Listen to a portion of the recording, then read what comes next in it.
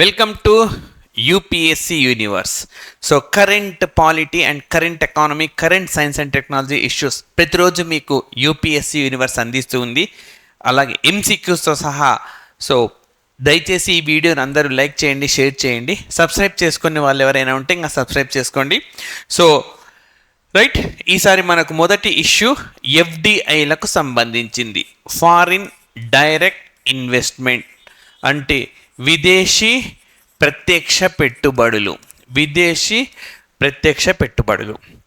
So ఇవి భారతదేశం కాకుండా మరే దేశమైనా సరే వేరే ఇతర దేశాలకు వస్తువులు లేదా సేవలు అమ్మాలి అని అంటే దానికి మనం రకరకాల మార్గాలు ఉన్నాయి. లైక్ ఫర్ ఎగ్జాంపుల్ ఇండియా తీసుకోండి. మనం సౌదీ అరేబియాతో పెట్రోల్ కొనుక్కుంటాం. సౌదీ అరేబియా కావచ్చు, అదర్ అరబ్ కంట్రీస్ కావచ్చు, రష్యా కావచ్చు. వాళ్ళు రూపాయలు యాక్సెప్ట్ చేయరు, ఎందుకంటే వాళ్ళ దగ్గర చెల్లుబాటు కాదు. రెండో పాయింట్ ఏంటంటే వాళ్ళ కరెన్సీని కూడా మనం ఇవ్వచ్చు, కానీ వాళ్ళ కరెన్సీ మన దగ్గర ఉండదు. అలాంటప్పుడు ఏంటి మార్గం అంటే డాలర్లు ఇవ్వాలి. సో అంతర్జాతీయ స్థాయిలో ఆమోదించిన కరెన్సీ కాబట్టి మరి డాలర్లు ఇవ్వాలంటే మన దగ్గర డాలర్లు ఉండాలి. సో అప్పుడు మనం ఏం చేయాలి? అమెరికాకు భారీగా వస్తు సేవలు నమ్మి డాలర్లు సంపాదించాలి. ఆ స్థాయిలో మన దగ్గర సంపాదన ఉన్నదంటే లేదు. సో కాబట్టి రెండో మార్గం అప్పు చేయాలి. అప్పు చేయడం మళ్ళీ తీర్చడం కూడా కష్టం. అలా కాకుండా భారతదేశం ఏం చేస్తుంది? ఎఫ్డిఐలను ఆహ్వానించడం ద్వారా ఎఫ్ఐఐలు అంటే విదేశీ మదుపుదారులు మన స్టాక్ మార్కెట్లో మదుపు చేస్తారు. సో ఈ విధంగా ఎఫ్డిఐలు కానీ ఎఫ్ఐఐలు కానీ డాలర్ల రూపంలో మనం తీసుకొని రూపాయలుగా కన్వర్ట్ చేసుకొని ఇక్కడ పెట్టుబడి చేస్తున్నాం. ఈ విధంగా మనకు విదేశీ కరెన్సీ ఫారెక్స్ రిజర్వ్, విదేశీ కరెన్సీ రిజర్వ్లను పెంచుకుంటున్నాం. సో మరి ఆ విధంగా మరి ఆ దేశాలు ఆ దేశపు సంస్థలు మన దగ్గర పెట్టుబడులు పెట్టాలంటే మనం ఆ తరహా వాతావరణం కల్పించడం కావచ్చు, అదేవిధంగా ఆ తరహా అన్ని రంగాల్లో వాళ్లకు కొంచెం రిలాక్సేషన్స్ ఇవ్వడము, సంస్కరణలు తీసుకురావడం, ఇవన్నీ కూడా చేస్తూ ఉంటాం. సో ఇది యాక్చువల్గా లక్ష్యం.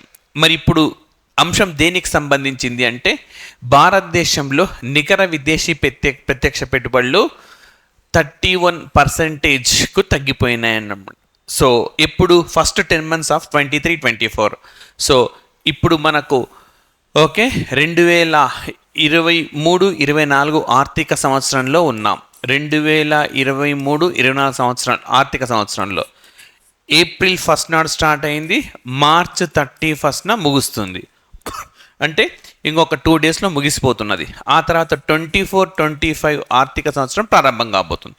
ఇప్పుడు ఈ ఆర్థిక సంవత్సరంలో మొదటి 10 నెలలు అంటే April, May, June, July, August, September, October, November, December.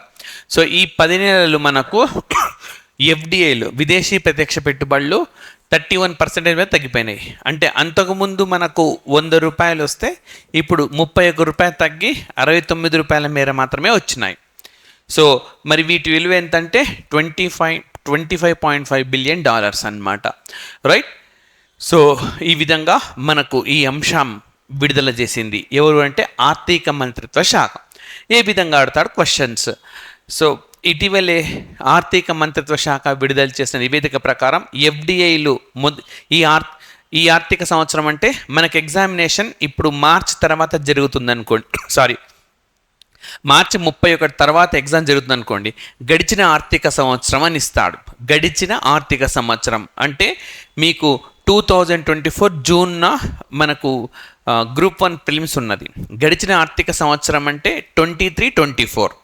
So అప్పుడు కరెంట్ ఇయర్ అంటే 24-25 అవుతుంది. సో ఈ గడిచిన ఆర్థిక సంవత్సరంలో మొదటి 10 నెలల్లో విదేశీ ప్రత్యక్ష పెట్టుబడులు డాష్ ఇచ్చి తగ్గినాయి, పెరిగినాయి, స్థిరంగా ఉన్నాయి అట్లా ఇస్తాడు. ట్రెండ్స్ను బేస్ చేసుకొని క్వశ్చన్స్ ఉంటాయి. లేదు అని అంటే ఎగ్జాక్ట్గా డేటాను ఇచ్చి క్వశ్చన్స్ ఉండవచ్చు. డేటాను ఇస్తున్నాడంటే కింది వాన్లో సరైనవేవి అని, లేదా which of the following is true అని చెప్పి డంప్ చేస్తాడనమాట. రైట్. సో ఇది మరి ఇంకా ఎలాంటి క్వశ్చన్స్ ఉండవచ్చు. చూస్ ద కరెక్ట్ ఆన్సర్ అన్నాడు. So FDIs are not allowed in defence sector. So రక్షణ రంగంలో విదేశీ ప్రత్యక్ష పెట్టుబడులు ఆహ్వానించరు అని చెప్పి అన్నాడు స్టేట్మెంట్ 1. స్టేట్మెంట్ 2 ఏమంటున్నాడు? FDIs are allowed in space sector అన్నాడు. సో మరి నేను ఆన్సర్ చెప్తాను. ఆన్సర్ చెప్పే ముందు మీకు తెలిస్తే మీరు ఆన్సర్ చేసేయవచ్చు. So first statement, FDs are not allowed in defence sector, తప్పు. సో 100% రక్షణ రంగంలో భారతదేశం విదేశీ ప్రత్యక్ష పెట్టుబడులను అందిస్తున్నది. ఓకే, 100% ఎఫ్డిఐలను ఇస్తున్నాం. ఓకే, 100% ఎఫ్డిఐలను అలో చేస్తున్నాము.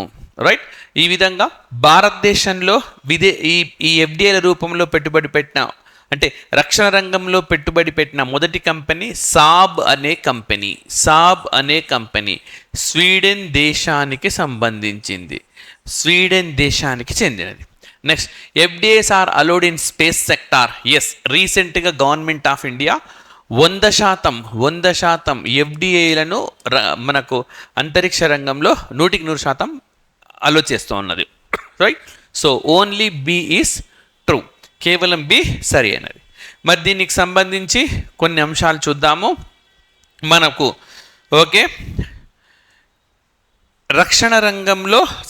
అంతరిక్ష రంగంలో 100% అని చెప్పుకున్నాం కదా, దానికి సంబంధించిన డేటా.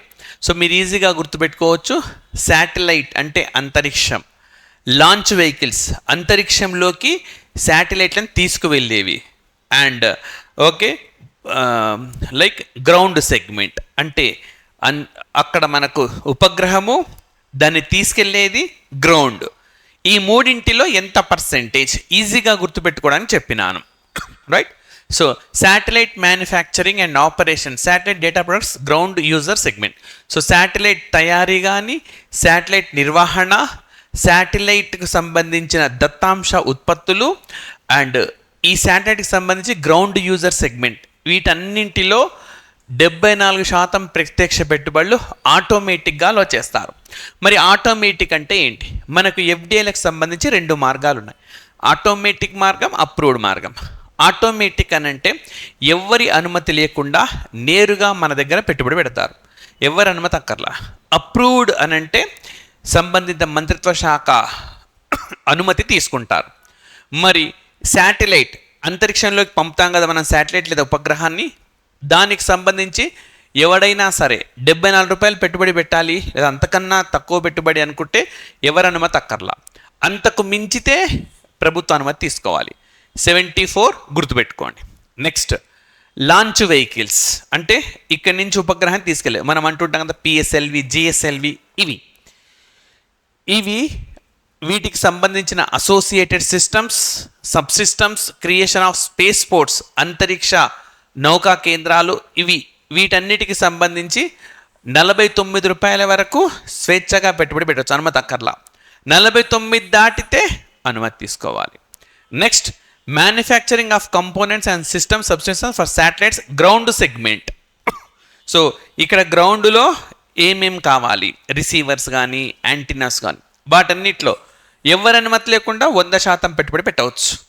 సో ఈ విధంగా 74, 49, 100 ఇవి 3 గుర్తుంచుకుంటే చాలు. ఇవి అక్కర్లా. 74 అయితే ఇక్కడ, 74 దాటితే ఇక్కడ, 49 ఇక్కడ, 14 దాటితే ఇక్కడ 100% అయింది కాబట్టి ఇది ఇర్రెలవెంట్ మనకి. సో ఎట్లా గుర్తుపెట్టుకోవాలి? శాటిలైట్ని తీసుకెళ్లేది గ్రౌండ్, 74, 49, 100%. సో ఆ విధంగా ఈజీగా గుర్తుపెట్టుకోవచ్చు. సో ఇది మనకు ఎఫ్డిఐలకు సంబంధించి, ఇది మనకు ఫిబ్రవరి నెలలో తీసుకున్న నిర్ణయం, ఫిబ్రవరి 2024. సో కాబట్టి రానున్న ఎగ్జామినేషన్స్లో ఈ కాంబినేషన్స్లో మనకు ప్రశ్నలు అడిగే అవకాశం ఉన్నది. సో కంపల్సరీగా ఆస్పిరెంట్ దీన్ని గుర్తుపెట్టుకోవాలి. రైట్, మరి ఇక్కడ ఇంకొక question, from which country India attracted maximum FDIs? గరిష్ట స్థాయిలో ఎక్కడి నుంచి భారతదేశం విదేశీ ప్రత్యక్ష పెట్టుబడిని ఆకర్షించాలని అడుగుతారు. సో ఈ డేటా ఎప్పటికప్పుడు మారుతూ ఉంటుంది, సో మనం అప్డేట్ చేసుకోవాలి. ఒక్కొక్కసారి సింగపూర్ వస్తుంది టాప్లోకి, ఒకసారి మారిషస్ వస్తుంది. ఓకే, ప్రస్తుతం అయితే ఇక్కడ సింగపూర్ ఉన్నది, సెకండ్ మారిషస్, తర్వాత యూఎస్ఏ, తర్వాత నెదర్లాండ్స్. యాక్చువల్గా సింగపూర్, మారిషస్ వేగంగా అటు ఇటు మారుతూ ఉన్నాయి. సో ఇప్పుడైతే 26%, మనకు 100 రూపాయలు వస్తే ఎఫ్డిఐలు సింగపూర్ నుంచి 26, మారిషస్ నుంచి 23. ఒకనొక టైంలో మారిషస్ నుంచి పెరిగినాయి, మళ్ళీ తగ్గిపోయినాయి. సో అది మరి ఎట్లా అప్డేట్ చేసుకోవాలి అని అంటే, సో ఎగ్జామినేషన్స్కు మనకు సుమారుగా ఒక 15 రోజుల ముందు వరకు డేటాను చూసుకుంటే సరిపోతుంది. సో ప్రస్తుతం అయితే సింగపూర్ నుంచి అత్యధికంగా విదేశీ ప్రత్యక్ష పెట్టుబడులు వస్తున్నాయి. రైట్, మరి which sector attracted most FDIs? భారతదేశానికి ఎక్కువ పెట్టుబడులు సింగపూర్ నుంచి వస్తున్నాయని అనుకున్నాం, మరి ఏ రంగంలో ఎక్కువ వస్తున్నాయని అడుగుతున్నాడు. సో సర్వీసెస్ సెక్టార్, సేవల రంగం. భారతదేశానికి ఎక్కువ విదేశీ ప్రత్యక్ష పెట్టుబడులు సేవల రంగంలోకి వస్తున్నాయి. రైట్. సో ఇది మనకు అంశము. మరి ఇంకా ఎఫ్డిఐలకు సంబంధించి ఫైనాన్స్ మినిస్ట్రీ రిలీజ్ చేసిన కొంత డేటా చెప్తున్నాను. So global FDI flows rose by 3% to an estimated 1.4 trillion in 2023. So యాక్చువల్గా ఏంటంటే మన దేశంలో మనం తగ్గినాయి అనుకున్నాం మొదటి 10 నెలల్లో, కానీ ప్రపంచవ్యాప్తంగా ఒక దేశం ఇంకొక దేశంలోకి పెట్టే పెట్టుబడులు ఎఫ్డిఐలు అన్నీ కానీ చూస్తే 3% పెరిగినాయి 23లో, క్యాలెండర్ ఇయర్లో. So due to economic uncertainty and higher interest rates led to A 9% fall in FDI flows to developing countries. So అభివృద్ధి చెందుతున్న దేశాలకు మనలాంటి దేశాలకు ఎఫ్డిఐలు 9% మేర తగ్గిపోయినాయి. కారణం ఏంటి అని అంటే ఆర్థికపరమైన అనిశ్చితి ఉంది. ఓకే. అండ్ ఇంట్రెస్ట్ రేట్లు కూడా ఎక్కువగా ఉండడం. Next, drivers of global FDI అంటే ప్రపంచవ్యాప్తంగా ఎఫ్డిఐలను పెంచేందుకు ఉత్ప్రేరకాలు ఏమున్నాయి? ఓకే, డ్రైవర్స్ ఏమున్నాయి? క్యాపిటల్ ఇంటెన్సివ్ ప్రాజెక్ట్స్ అంటే రైట్, మూలధన ఆధారిత ప్రాజెక్టులు. Next, particularly renewable energy sector. So ఇవి ఎందుకు ప్రిఫర్ చేస్తున్నారంటే ఇక రానున్న కాలంలో పునరుత్పాదక శక్తిలోనే ఎక్కువగా మనకు ఫ్యూచర్ ఉంటుందని చెప్పి చాలా సంస్థలు అందులో ఇన్వెస్ట్ చేస్తున్నాయి.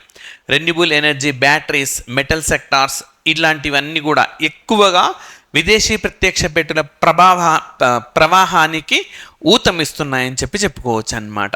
సో ఎందుకు అనంటే ఎనర్జీ ట్రాన్సిషన్కు హై ఇంపార్టెన్స్ ఇస్తున్నాం. అంటే శక్తి పరివర్తనం అంటే మనం ఈ థర్మల్ విద్యుత్ నుంచి హైడ్రో ఎలక్ట్రిసిటీ విద్యుత్ నుంచి ఎటువైపుగా వెళ్తున్నాం? మనము మెల్లిమెల్లిగా సౌరశక్తి వైపుకు వెళ్తున్నాం. సో ఆ దిశగా వెళ్తున్న నేపథ్యంలోనే ఈ ఓకే ఇందులో పెట్టుబడులు అనేవి పెరుగుతూ ఉన్నాయి. రైట్. సో ఇవి ఎఫ్డిఐలకు సంబంధించిన అంశం. మరి ఇంకా ఎఫ్డిఐను భారతదేశంలో ఎఫ్డిఐలను సంబంధించి నియంత్రించే వ్యవస్థలు ఏమున్నాయి? So first DPIIT. So department for promotion of industries సంబంధించిన ఆర్గనైజేషన్. ఇదేం చేస్తుంది అంటే implements policies to promote, regulate foreign investment in India across various sectors. So వేరువేరు రంగాలకు సంబంధించి మన ఎఫ్డిఐలు పెరిగేందుకు అవసరమైన విధానాలు, వాటికి ఆ విధానాలను పరిచయం చేయడం, ఆ విధానాలు ఏ విధంగా ఉపయోగపడతాయో తెలియజేసి అట్రాక్ట్ చేయడం అన్నమాట. Next, Reserve Bank of India monetary ఆస్పెక్ట్స్ను డీల్ చేస్తుంది. అంటే ఏంటి? ఫర్ ఎగ్జాంపుల్, అమెరికాకు సంబంధించిన ఒక కంపెనీ నేను ఇక్కడ 100 కోట్ల పెట్టుబడి పెట్టాలనుకుంటున్నా అంటే 100 కోట్ల విలువైన డాలర్లు తీసుకొని వస్తే అంత కరెన్సీని ఇస్తుంది వాళ్ళకు. ఎందుకంటే ఇక్కడ వాళ్ళు డాలర్లు వచ్చి ఒక ఆఫీస్కి రెంట్ ఇవ్వాలంటే డాలర్లు ఇస్తే వాడు ఒప్పుకోడు, అని రూపాయలు ఇవ్వాలి. కాబట్టి $100 తీసుకొని 100 కోట్ల విలువైన నగదు ఇస్తుంది. మానిటరీకి సంబంధించినవి ఎవరు మెయింటైన్ చేస్తారని అడిగితే రిజర్వ్ బ్యాంక్. ఎఫ్డిఐలకు సంబంధించిన పాలసీలు ఫార్ములేట్ చేసేది, ఇంప్లిమెంట్ చేసేది ఎవరంటే డిపిఐఐటి. Next, SEBI. మరి ఎఫ్డిఐలను క్యాపిటల్ మార్కెట్లోకి, మనకు విదేశీ మదుపుదారులు అంటాం కదా, అందులో కూడా సంస్థాగత మదుపుదారులు ఉంటారు, వాళ్ళందరికీ సంబంధించిన యాక్టివిటీస్ అన్నీ కూడా సెబీ చూసుకుంటుంది. రైట్. సో ఎఫ్డిఐలకు సంబంధించి మనం ఇవన్నీ కూడా అధ్యయనం చేయాలి. నెక్స్ట్, పాలిటిక్స్ సంబంధించి మనకు ఒక అంశం ఉంది. సుప్రీంకోర్టు ఒక కీలకమైన జడ్జిమెంట్ మనకి ఇచ్చింది, చాలా ఇంపార్టెంట్. సో ఏమంటుంది సుప్రీంకోర్టు అని అంటే preventive detention powers overturning Telangana high court decision. So need to prevent the arbitrary use of preventive detention. So చాలా ఇంపార్టెంట్. ప్రివెంటివ్ డిటెన్షన్ అని అంటే ఓకే మీకు ఎక్స్ప్లెయిన్ చేస్తాను. రైట్. కార్యానంతర నిర్బంధము, ముందుకు నిర్బంధము అని అంటూ ఉంటాం కదా, దానికి సంబంధించి సింపుల్గా చెప్పాలి అంటే ఎవడైనా ఒక వ్యక్తి తప్పు చేస్తే ఆ వ్యక్తిని అరెస్ట్ చేస్తారు. ఓకే, అరెస్ట్ చేస్తారు, పోలీసు అదుపులోకి తీసుకుంటారు. చట్ట వ్యతిరేక కార్యకలాపాలకు పాల్పడితే, ఓకే, లాని వయోలేట్ చేస్తే అప్పుడు. అయితే ఒక వ్యక్తి బయట ఉండడం వల్ల ఆ వ్యక్తి వల్ల ఏదైనా ప్రమాదం జరగబోతుంది, ఏదైనా నేరం జరగబోతుంది అనుకున్నప్పుడు దాన్ని నివారించేందుకు, దాన్ని ప్రివెంట్ చేసేందుకు అతన్ని డీటైన్ చేస్తారు. ఓకే, అతని నిర్బంధంలోకి తీసుకుంటారు. సో ఇది మనకు తెలంగాణ హైకోర్టు ఒక జడ్జిమెంట్ ఇచ్చింది. ఇప్పుడు సుప్రీంకోర్టు ఏం చెప్తుంది? Okay, arbitrary use of preventive detention powers over turning A Telangana. So దీన్ని ఇష్టం వచ్చినట్టుగా వినియోగించరాదు. సో అండ్ క్లియర్గా ఏం చెప్పిందంటే మనకు సుప్రీంకోర్టు, ప్రివెంటివ్ డిటెన్షన్ అనేది ఏదైనా ఒక నేరం జరగకుండా ఆపేందుకు ఉద్దేశించింది కానీ శిక్ష వేసేందుకు కాదు అని చెప్పింది. అదే పనిగా వ్యక్తులను ఇతని వల్ల ప్రమాదం ఉందని తీసుకొచ్చి ఈ చట్టం ప్రకారం అతని శిక్ష విధించొద్దు. ఒక నేరం జరగకుండా, ఒక సమాజానికి ఒక చెడు జరగకుండా నిరోధించేదే కానీ ఇది ఎట్టి పరిస్థితుల్లో శిక్షకు ఉద్దేశించింది కాదు అని చెప్పింది. ఆ తరహా తీర్పు వెలువడించిన తెలంగాణ హైకోర్టు నిర్ణయాన్ని తప్పుపట్టింది. ఎవరు అనంటే సుప్రీంకోర్టు. రైట్. సో ఇది మనకు అంశము. మరి క్వశ్చన్ చూడండి, which article of the constitution provides safeguards for the individuals detained under such laws. మరి ఇలాంటి చట్టాల ప్రకారం అరెస్ట్ అయిన ఆ పౌరులకు సంబంధించిన హక్కులను పరిరక్షించే ఆర్టికల్ ఏది అని అడుగుతున్నాడు. సో మీకు తెలిస్తే ఆన్సర్ చేయండి. మరి దీనికి సరైన సమాధానం ఆర్టికల్ 22. సో ఆర్టికల్ 22లో ఉండే క్లాజులన్నింటినీ కూడా ఆస్పిరెంట్స్ చదువుకోవాల్సి ఉంటుంది. ఆర్టికల్ 23 ప్రకారం మనకు సో ఈ ట్రాఫికింగ్ కానీ అంటే మానవ అక్రమ రవాణా, బలవంతపు వెట్టి చాకరీ, ఫోర్స్డ్ లేబర్ ఇవి నిషేధించినారు. ఆర్టికల్ 19 మనకు రకరకాల హక్కులు ఉన్నాయి. లైక్ భావ ప్రకటన స్వేచ్ఛ, సంఘాలు ఏర్పాటు చేసుకునే స్వేచ్ఛ, సభలు సమావేశాలు ఏర్పాటు చేసుకునే స్వేచ్ఛ, సంచార స్వేచ్ఛ, ఇష్టమైన వృత్తులను చేపట్టే స్వేచ్ఛ, ఇవన్నీ కూడా ఉంటాయి. సో ఆర్టికల్ 24 ప్రకారం చైల్డ్ లేబర్ని ప్రొహిబిట్ చేశారు. సో ఈ విధంగా మనకు ఆర్టికల్ 22 ఇండివిజువల్స్కి ప్రివెంటివ్ డిటెన్షన్ ప్రకారం అరెస్ట్ అయిన వాళ్ళకి కొన్ని హక్కులను కల్పిస్తుంది. Right. And choose the wrong answer అన్నాడు. చూడండి, article 22 limits the duration of preventive detention to 3 months unless the advisory board approves an extension. అంటే సో ఆర్టికల్ 22 ప్రకారము ఈ ప్రివెంటివ్ డిటెన్షన్ ఎవరైతే ఒక వ్యక్తి బయట ఉండడం వల్ల ప్రమాదం జరుగుతుందనుకుంటారో ఆ వ్యక్తిని 3 నెలలకు మించి నిర్బంధంలో ఉంచరాదు. ఒకవేళ అలా ఉంచాలి అంటే ఒక సలహా బోర్డు అనుమతి అవసరము అంటున్నాడు. అది కరెక్టా కాదా చెక్ చేయండి. Next, parliament and state legislature have exclusive power to enact preventive detention laws for defence. రక్షణకు సంబంధించి పార్లమెంట్తో పాటు రాష్ట్ర శాసన వ్యవస్థలు ఓకే ఈ ప్రివెంటివ్ డిటెన్షన్ లాస్ చేయవచ్చు. అంటే భారత రక్షణకు ఇబ్బంది అనుకున్నప్పుడు అటు పార్లమెంట్ ఇటు రాష్ట్ర అసెంబ్లీలు చట్టం చేయవచ్చు అన్నాడు. నెక్స్ట్, ఎన్ఎస్ఏ అండ్ ఉపా were made for preventive detention. So preventive detention కోసమే ఎన్ఎస్ఏ ఉపా చట్టాలు చేశారు అని అన్నారు. సో మరి ఈ మూడింటిలో నన్ను అన్నాడు. దీనిలో తప్పు సమాధానం మనకు స్టేట్మెంట్ సెకండ్ తప్పు. చూస్తే అది కరెక్ట్లా అనిపిస్తుంది కానీ తప్పు. ఎందుకు అనంటే రక్షణ రంగానికి సంబంధించి ప్రివెంటివ్ డిటెన్షన్ లాస్ చేసే అధికారం కేవలం పార్లమెంటుకు మాత్రమే ఉంటుంది. ఓకే, రక్షణ ఎందుకంటే దేశ రక్షణ అనేది కేంద్ర జాబితాలోని అంశం. రాష్ట్ర శాసన వ్యవస్థలకు ఆ అధికారం లేదు. కానీ రాష్ట్ర శాసన వ్యవస్థలు కూడా ప్రివెంటివ్ డిటెన్షన్ చేయవచ్చు. ఎప్పుడు శాంతి భద్రతను కాపాడడానికి మాత్రమే, అంతేగాని డిఫెన్స్కి సంబంధించి చేసేందుకు వాటికి హక్కు లేదు. సో కాబట్టి స్టేట్మెంట్ 2 అనేది మనకు తప్పు. సో ఈ మధ్య కాలంలో మనకు పాలిటీలో ఇంత డెప్త్గా ఇస్తున్నారు. రీసెంట్గా మనకు ఓకే ఆంధ్రప్రదేశ్లో జరిగిన గ్రూప్ 1లో అన్ని ఈ స్థాయిలోనే ఉన్నాయి. సో అలాంటి ఆస్పెక్ట్స్ అన్నీ కూడా కరెంట్ పాలిటీతో రిలవెన్స్ చేస్తూ యూపీఎస్సీ యూనివర్స్ మీకు అందిస్తుంది రెగ్యులర్గా. దయచేసి వీడియోని లైక్ చేయండి, షేర్ చేయండి, సబ్స్క్రైబ్ చేసుకునే వాళ్ళు ఉంటే సబ్స్క్రైబ్ కూడా చేసుకోండి. ఓకే, సో ఇవి